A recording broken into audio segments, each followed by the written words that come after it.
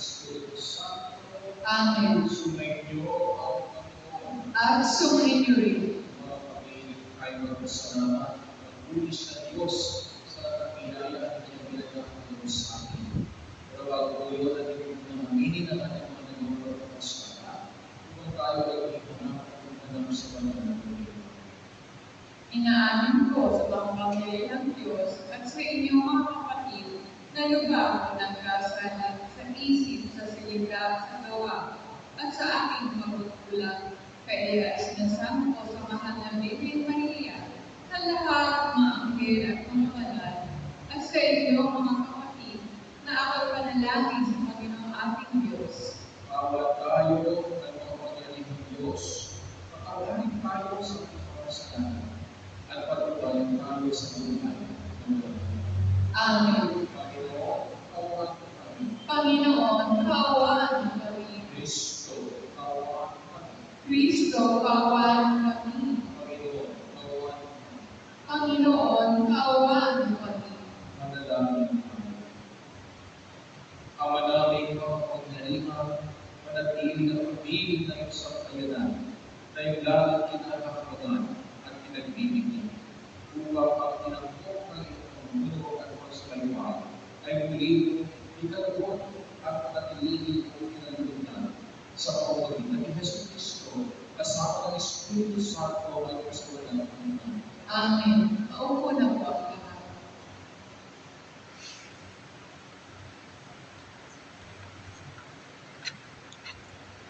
Pagbasa mula sa aklat ng Propeta Jeremias. Ng taong Nibiyon, ng ikalimang buwan ng ika-4 na taon ng paghahari ni Sedekiyas sa Huda, si Jeremias ay kinausap ni Ananias, anak ni Propeta Azur ng Gabaon. Sila nooy ay sa patio ng templo, sa harapan ng mga saserdote at ng mga tao. Ang sabi ni Ananias, ito ang sabi ng Panginoon, ang Diyos ng Israel. Winakasan ko na ang kapangyarihan ng hari sa Babylonia. Sa loob ng 2 taon ay babalik ko sa templong ito ang lahat ng kagamitan na kinuha ni Haring Nabucodonosor at dinala sa Babylonia. Ibabalik ko rin dito si Jeconias, anak ni Haring Joachim ng Huda, at ang lahat ng bihag na taga-Huda na dinala sa Babylonia.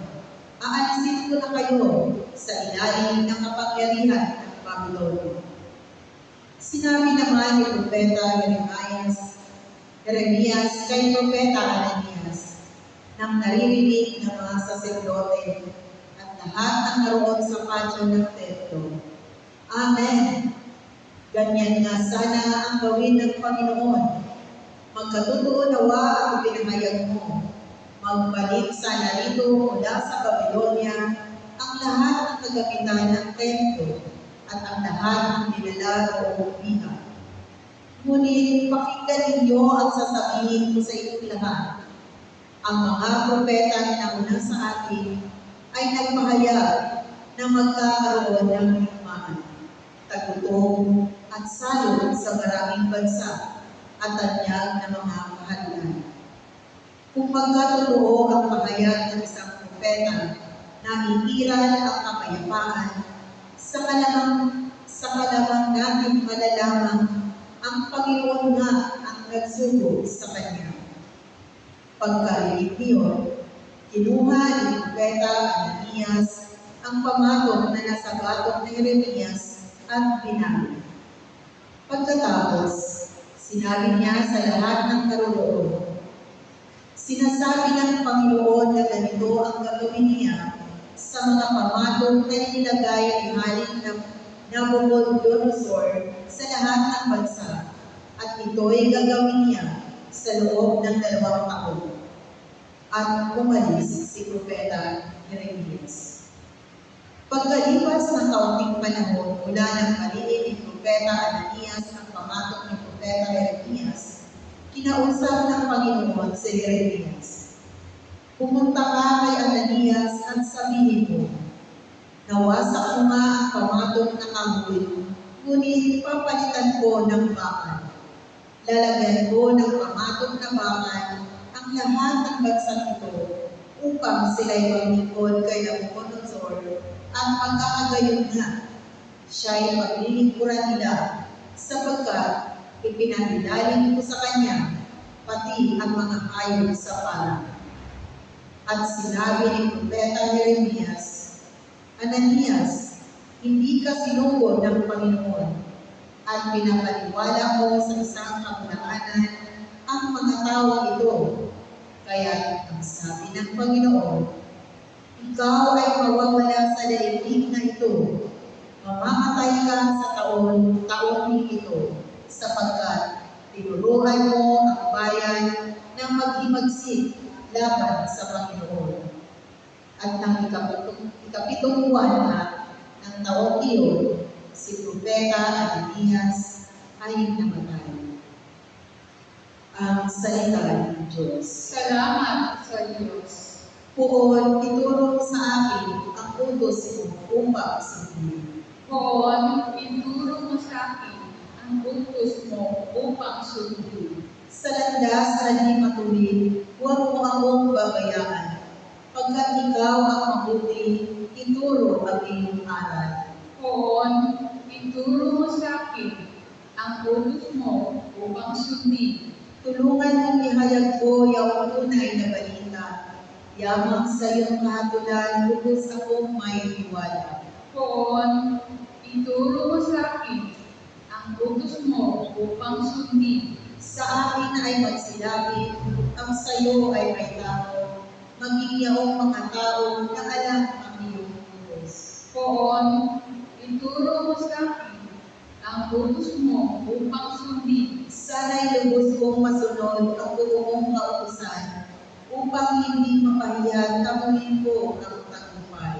Poon, ituro mo sa akin ang utos mo upang sundin. Nag-aabang ang masama upang ako ay mapatay, ngunit ako'y magpupulay sa bigay mong kautusan. Poon, ituro mo sa akin ang utos mo upang sundin.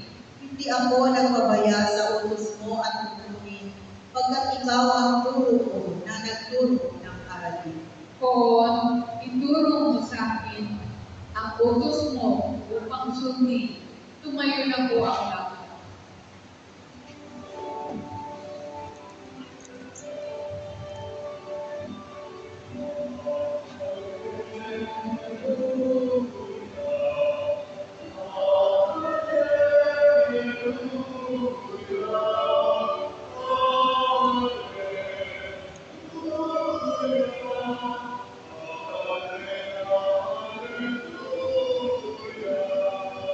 Ang tao ay nabubuhay sa salita ng may kapal na pagkain kanyang bigay.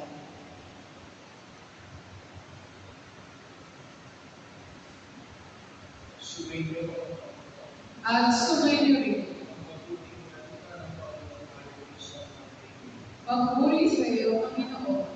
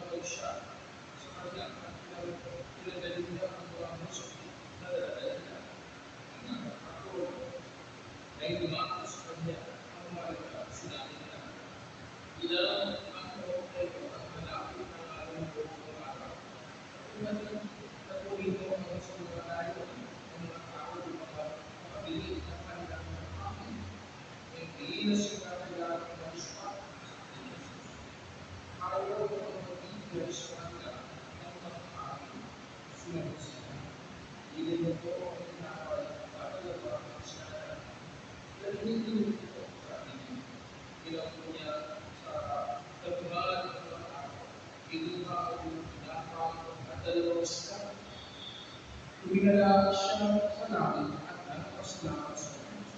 Pinagkirapan niya ang mga dapat at pinilutos sa mga alagad na ipamigay iyo sa lahat. Umalis ng lahat at nagpuso. Hindi ko na mahalaga at pag-umalis at sila'y namulo ng 12 nagkarapir sa pinanay. May 5,000 lalaki ang kumain, bukod pa sa mga kumain ng mga anak. Mga kapatid, ang mabuting balita ng ating kalungkasan. Pinupuri ka namin, Panginoong Kristo. Sa kapagpalang labing po sa lahat ng pinamahal ng kapatid ni Kristo. Naalala niyo ba ng gospel reading natin ngayon? Kailan kasi natin ito narinig? Noong nakaraang linggo, di ba? Kung ang ating Panginoon sa Kristo ay nagpakain ng 5,000 na tao, 5,000 lalaki. Pero bago nangyari yun, ano ba ang nangyari?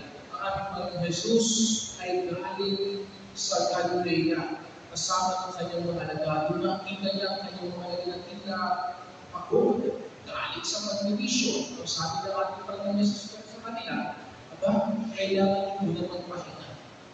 At pumunta sa ilang lugar at doon kayo magpahinga.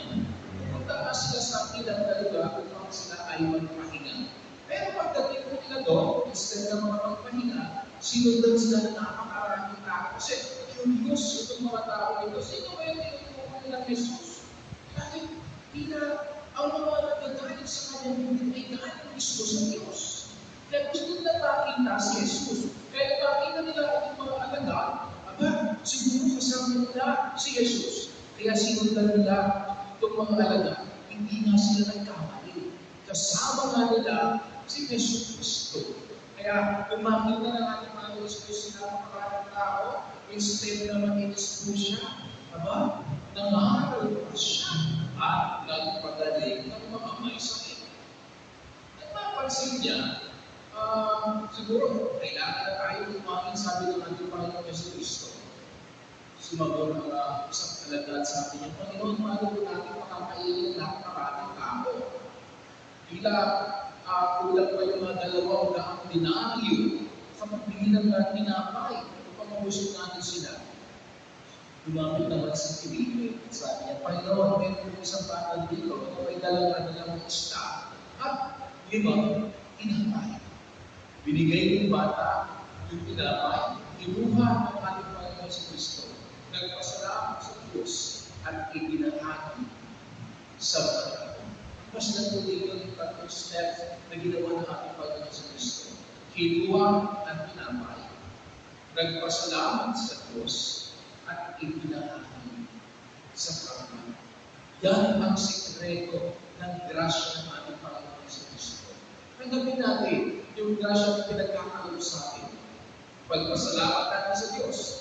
At kung ano man yung grasya na pinagkakaroon natin, ibahagi natin sa iba. At yan ang ginawa ng ating Panginoon sa Kristo. Ibinahagi yung grasya. Imagine, napakain niya 5,000 katao at sabi sa ating Evangelyo, hindi makasama sa bilang ang mga babae at mga bata. Kung isasama natin sa bilang ng mga ito, siguro hindi lang sa 5,000, hindi lang sa 10,000, kundi sa 20,000 mga tao kumain, yung mga araw na yun. Pero lahat sila nabusog. Hindi lang yan. May sobra pa. Yan ang grasya ng Diyos. Kapag tayo naniwala at nanampalataya sa Kanya, hindi tayo tutuloy ng ating Panginoon sa Kristo. Hindi ka mahulog basta ikaw ay naniwala at nanampalataya sa Kanya. Diba every day we keep on praying the Lord's Prayer? Ano ang nadasal natin sa panalangin ni Jesus? Bigyan mo kami ng pagkain namin araw-araw. Kung ikaw ay naniniwala, lahat ng pangailangan, yan ang grasya ng Diyos. Yan ang pag-ibig ni Kristo. Amen. Tayo itatayo at tayo mananalangin. Sa bawat manalangin ng aming pagtutulog, Panginoon, kaawaan mo kami. Panginoon, kaawaan mo kami.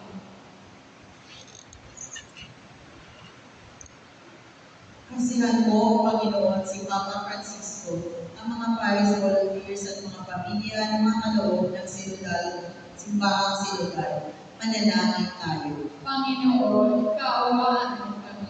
Pakinggan mo, Panginoon, ang panalangin ng pamilya ni Elena Mo, Francis Torres, Ben and Mary Lumani, Bernardo Halili, Nancy Lauraya, Gloria Bernardo, Robin's family, Conchita Toral, Chen family, Captain Roger and Emmy Torres, Amparo Laureano, Teresita Jim, manalangin tayo. Panginoon, kaawaan mo kami. Para sa kabisang pasasalamat ng pamilya ni Jeanette Hilario, Darlene Tolentino, Lamaclor family, Alice Kawachi, at para sa kaarawan ni Alex Nicole Magnani, Maria Cecilia Potato, manalangin tayo. Panginoon, kaawaan mo kami.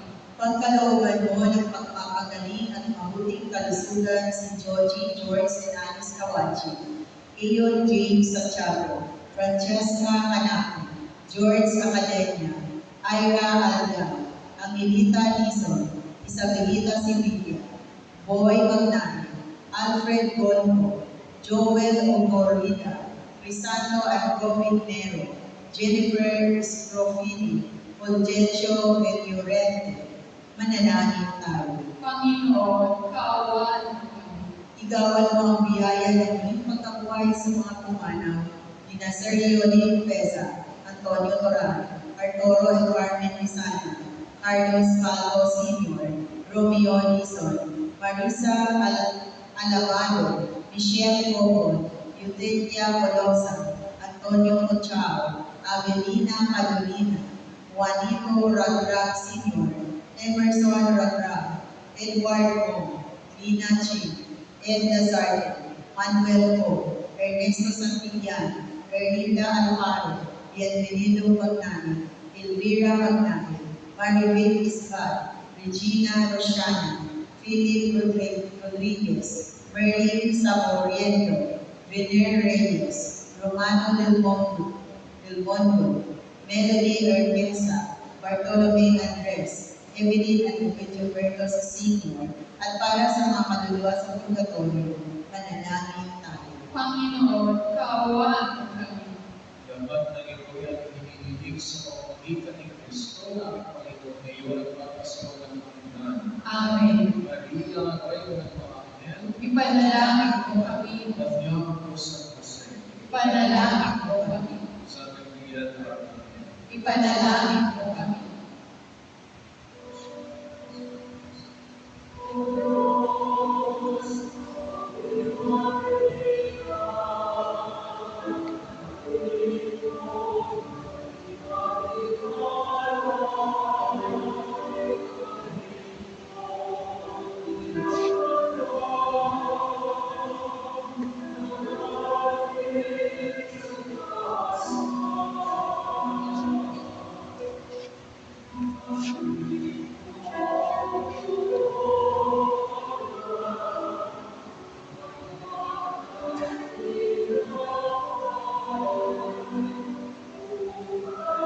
Tumayo na po ang lahat. Manalangin kayo kapatid, ang pagkain natin ang kawan ng Diyos sa mga kapangyarihan. Tanggapin nawa ng Panginoon itong paghahain sa iyong mga kamay sa kapurihan niya at karangalan sa ating kapakinabangan at sa buong sambayanan niyang banal. Kamanangin ko ika, para mag-awa, gawin mo banal ang maalay ng ikilisaan ng kalutan at kami-kami kahit sa ikilaling kalaan sa pamamagitan ni Yesu Cristo, kasama ng Espiritu Santo at pasawalan ng Tuhan. Amen. Sumainyo ang Panginoon, At sumayo rin. itaas sa Diyos ang puso at iwa. Itinaasa namin sa Panginoon. Pasalamatan natin ang Panginoon ating Diyos. Marapat at siya'y pasalamatan. Ang maraming kapangyarihan, tunay ng marapat ay ikaw ay aming pasalamatan sa pamamagitan ni Yesu Cristo na aming Panginoon. Utang na loob. Ang nagbubunsod upang pilitain ang kamatayan niya para kami kain. Pagtitiwala ang sanhi ng ligaya ng kaliliman. Pagkabuhay niya sa aming kaloob. Pag-asa ang dahilan ng pagiging handa para sa pagbabalik niya sa totoong dakila. Kaya, kaysa ng mga anghel na nagsisawag ng kapulong sa iyo, nang walang tupay sa kalalitan, kami ang tutuloy sa iyong kadakilaan. Santo, Santo, Santo, Panginoong Diyos ng mga pangyarihan. Siniguro ang langit at lupa ng kaluwalhatian mo. Hosana sa kaitaasan. Pinagpala ang nagkaririto sa ngalan ng Panginoon. Hosana sa kaitaasan. Ama namin ibanaan, ikaw ang bukal ng kanang kabanalan, kaya't sa pamamagitan ng Espiritu, gawin mo banal ang pagkalunay, upang para sa aming maging katawan at dugo ng aming Panginoon Yesu Kristo. Bago niya ang pinag-iisang pusang loob na maging handog, ginawa kanya tinapay, pinasalan natin kanya, pinagkanihan niya iniyapin sa kanyang kamalagalan sinabi. Tanggapin niyo ang hatid natin. Ito ang aking katawan, kaya ang lupang sa inyo.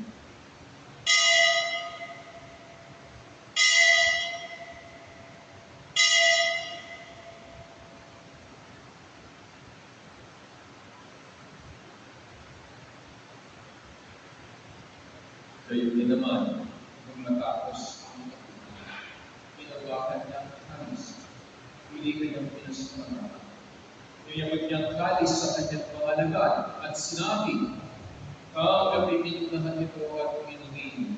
Ito ang kalis ng aking dugo, ng bago at walang hanggang tipan.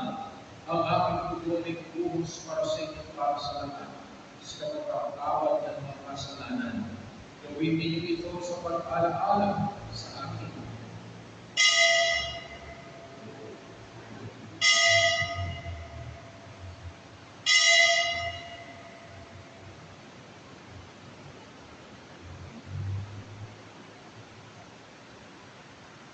Ipagbuti natin ang misteryo ng pananampalataya. Si Kristo'y namatay, si Kristo'y nabuhay, si Kristo'y babalik sa wakas ng panahon. Ama, ginagawa natin ngayon ang pag-alala sa pagkakatayan mo ng pagkabuhay ng iyong anak. At inialay namin sa iyo ang tinapay na nagbibigay buhay at kalis na nakakaroon ng kaligtasan. Kami nagpapasalamat dahil kami pinarapat at tumayo sa harap para maglingkod sa iyo. Isinasama namin kaming masasali-sali sa katawan at dugo ni Kristo ay matulog sa pagkakaisa sa pamamagitan ng Espiritu Santo. Ama, ligapin po ang iyong simbahan ng laganap sa pagdaigdig. Susunod kami sa pag-ibig kay San Francisco na ipapakapagod ng Himno namin Kristo at ang kanan ng kapaparian. Alalaman ko rin ang kapatid natin ating lahat na may pag-asok sila yung hindi mabuhay. Yung ginagawa ng kapatid. Pagawaan mo sila ng pagiging sa iyong kanilagaan. Pagawaan mo ang inabatan ng lahat ng mga salo sa buhay na walang kapasok. Kay sa mahal na Birheng Maria na ina ng Diyos, isa na sila kanyang Panginoon. Kay sa mga apostol at lahat ng moral na nagpahibigin sa laigid ng pagiging sa iyo. May pag-ibig naman namin ang pagpupuli sa karapan sa pamamagitan ng anak na aming Panginoon, Yesu Kristo. Sa pamamagitan ni Kristo, kasama niya at sa Kanya ang lahat ng karangalan at pagpupuli sa iyo, Diyos amang makapangyarihan kasama ng Espiritu Santo, magpasapalang ng Amen. sa pagpili ng manakakagaling ng Diyos at tulong ni Jesus, Panginoon natin ng Diyos, ipahayag po natin ngayon ang lakas loob. Ama namin, sumasalangit ka, sambahin ang ngalan mo, mapasa amin ang kaharian mo, sundin ang loob mo dito sa lupa para ng sa langit. Bigyan mo kami ngayon ng aming kakanin sa araw-araw, at patawarin mo kami sa aming mga sala, para na pagpapatawad namin sa nagkakasala sa amin, at huwag mo kami ipanitulog sa puso, at iadyahan kami sa lahat ng masama. Hinihiling namin kami at dyan sa lahat ng masama, pagkalooban ng kapayapaan na araw-araw, niligtas sa kasalanan at tinayo sa mga kapakapamahan. Sa mga aming pinananaligan, na dakilang araw ng pagpapahayag at kanyang namin si Yesu Kristo. Sapagkat sa iyo ang kaharian at kapangyarihan at ang kapurihan magpakailanman. Amen. Panginoong Yesu Kristo, sinabi mo sa mga apostol, kapayapaan ang iniiwan ko sa inyo. Ang aking kapayapaan ang binibigay ko sa inyo. Tumayan mo ang aming pananampalataya. Huwag ang aming pagkakasal. Pagkalooban kami ng kapayapaan at kakaisa sa kalooban. Kasama ng Espiritu Santo, magpo sa walang Amen. ang kapayapaan ng Panginoon ay laging sumainyo. At sumainyo rin. Katulad ni Kristo, magbigay ang tayo ng kapayapaan sa isa't isa.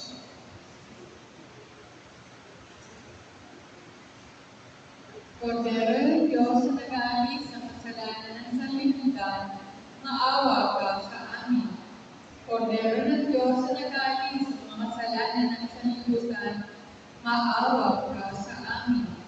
Kordero ng Diyos na nag-aalis ng kasalanan ng sanlibutan, ipagkaloob mo sa amin ang kapayapaan.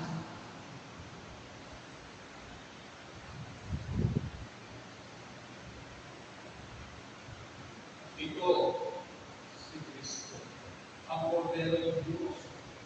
Ito ang nag-aalis ng kasalanan sa sanlibutan. Para tayo na nangyayari sa sanlibutan. Panginoon, hindi ako karapat-dapat na magpatuloy sa iyo, ngunit sa isang salita mo lamang ay gagaling na ako.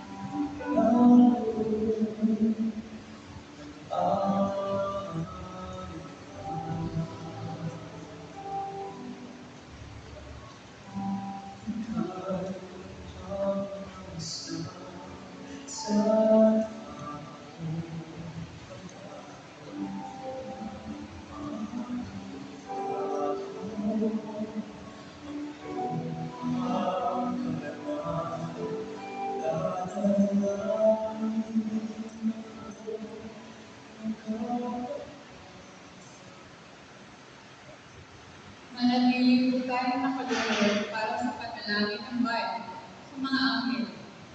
Ang mga anghel ay sama-sama at walang humpay na umaawit ng papuri sa Panginoon. Makiisa tayo sa kanilang magsamba habang ipinapamaya. Mga anghel ng Panginoon, purihin ang Diyos. Ang mga anghel ay natasan ng kami pangalagaan sa lahat ng kaparaanan. Ilayo kami sa kasalanan habang pinapatnubayan sa araw-araw. Manalangin tayo. Mga anghel ng Panginoon, purihin ang Diyos. Ang mga anghel ay palagi ang namamahala sa iyong kaluwalhatian. Pagtibayan mo sa amin ang walang maliw na pag-asang makarating sa iyong harapan. Manalangin tayo. Mga anghel ng Panginoon, purihin ang Diyos. Ang mga anghel ay namumututangin sa kalinisan ng pag-iisip, hangarin at pagkilos. Tulungan mo kaming matulad sa kanila. May malinis na pusok na lilingkod sa kapwa. Manalangin tayo. Mga anghel ng Panginoon, purihin ang Diyos. Si San Gabriel Arcangel, ang kalahati ng mabuting balita ng kaligtasan, kapayapaan, katarungan at kasaganaan, ay isuko sa aming pamayanan. Manalangin tayo. Mga anghel ng Panginoon, purihin ang Diyos. O Arcangel San Gabriel, kundiing patron ng aming parokya, sa iyong pagtugtog, kalingain mo ang aming pamayanan sa landas ng buhay. Ikaw ay aming kalakay. Sa aming mga pagpapasya, Kami ay iyong pagpayuhan. sa mga pagsubok at problema, Kami ay iyong tulungan. sa araw-araw na pangailangan, Kami ay iyong kalingaan. sa sandali ng karamdaman, Biyaya ng paghilom iyong ihatid. sa makalangit na kaharian. Kami ay iyong akain. Manalangin ako. Tumayo na po. Ama namin kapagmamahal, kami pinagpasalo sa banal na pakinabang Kayo naman sa ginagawa namin araw-araw, upang kami hindi mo pinagkakalitan at pagsubaybayan ay gawin mo maging marapat sa lubos na kaligtasan sa pamamagitan ng Kristo kasama ng Espiritu Santo magpa sa walang hanggan.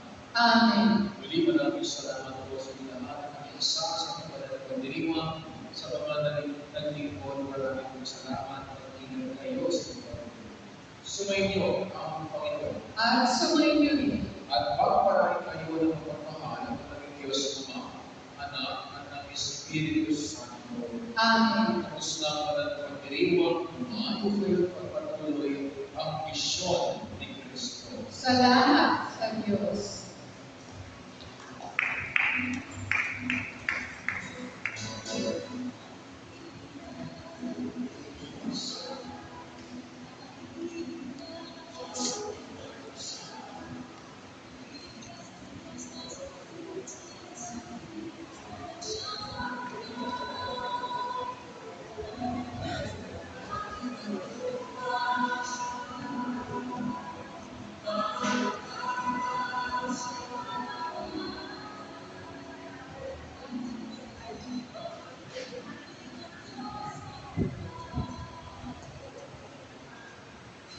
Good evening, ladies and gentlemen.